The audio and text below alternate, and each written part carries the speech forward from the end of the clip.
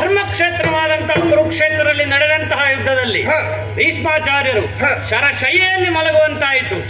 ಆದರೆ 11ನೆಯ ದಿನ ನನಗೆ ನೀನು ಸೇನಾಧಿಪತ್ಯವನ್ನು ವಹಿಸಿದ್ದೀಯ. ಇವತ್ತು ನಡೆದಂತಹ ಯುದ್ಧವನ್ನು ನೀನು ನೋಡಿ ಇದ್ದೀಯ. ಯುಧಿಷ್ಠರನನ್ನು ಸೆರೆ ಹಿಡಿದು ಇನ್ನೇನು ಜಯ ನಮ್ಮ ಪಾಲಿಗೆ ಆಯ್ತು ಅನ್ನುವಾಗ ಅದೆಲ್ಲಿಂದಲೂ ಅರ್ಜುನ ಬಂದು ಬಿಡಿಸಿಕೊಂಡು ಹೋದನಲ್ಲ. ಹೋಗಲಿ ಬಿಡು. ಆದರೆ ನಾಳೆ ನಡೆಯುವಂತಹ ಯುದ್ಧಕ್ಕೆ ನಾನು ತಯಾರಿಯನ್ನು ಮಾಡಿದ್ದೇನೆ. ಆದರೆ ಅದಕ್ಕೊಂದು ಉಪಕಾರ ನಿನ್ನಿಂದ ಆಗಬೇಕು. ಏನು? ಆ ಅರ್ಜುನ ಇದ್ದಾನಲ್ಲವೇ, ಅರ್ಜುನನು ತಪ್ಪಿದರೆ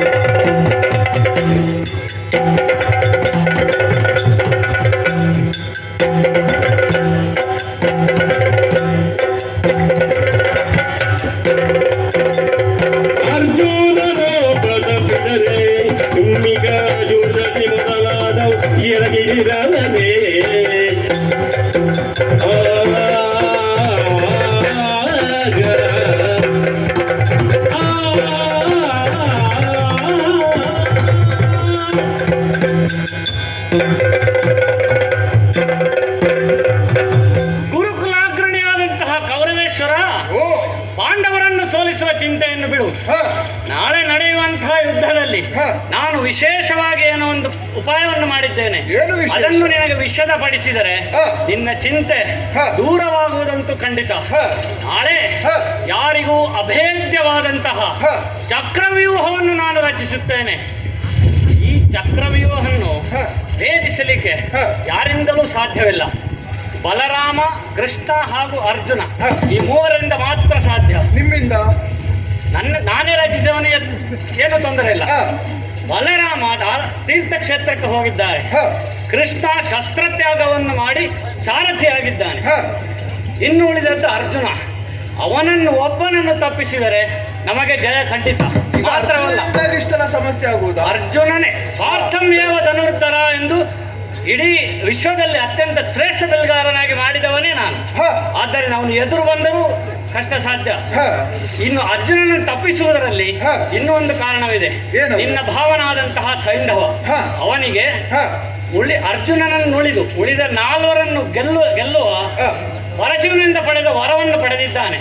ಆದ್ದರಿಂದ ಅವನನ್ನು ಈ ಚಕ್ರವ್ಯೂಹದ ದ್ವಾರದಲ್ಲಿ ನಿಲ್ಲಿಸಿದರೆ ಉಳಿದ ಯುಧಿಷ್ಠಿರ, ಭೀಮ, ಅರ್ಜುನ ನಕಲ ಸಹೋದರರನ್ನು ಅವರೆಲ್ಲ ಲೆಕ್ಕಕ್ಕೆ ಇಲ್ಲ, ಅವರು ಸೋತಿ ಹೋಗುತ್ತಾರೆ.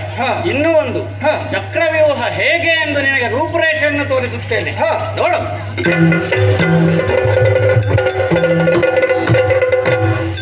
ಇದು ಚಕ್ರವ್ಯೂಹ. 7 ಸುತ್ತಿನ ಕೋಟೆ, 4 ಸುತ್ತು ಸವ್ಯವಾಗಿಯೂ 3 ಸುತ್ತು ಅಪಸವ್ಯವಾಗಿಯೂ ತಿರುಗುತ್ತಾ ಇರುತ್ತದೆ.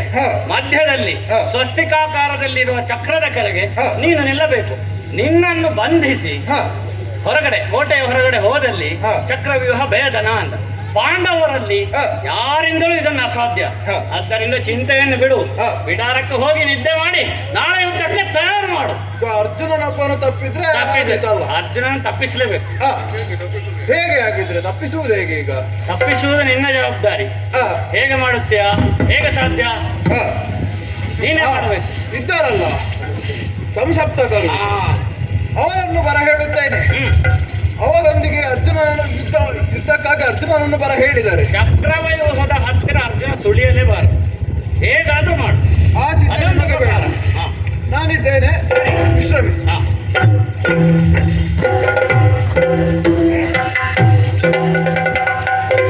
ಹಾಗಾದರೆ ತಡ ಮಾಡುವುದಲ್ಲ. 2 ಓಲೆಗಳು, ಒಂದು ಸಂಶಪ್ತಕರಿಗೆ, ಇನ್ನೊಂದು ಧರ್ಮರಾಯನಿಗೆ ಕಳಿಸಿ ಹೇಳುತ್ತೇನೆ.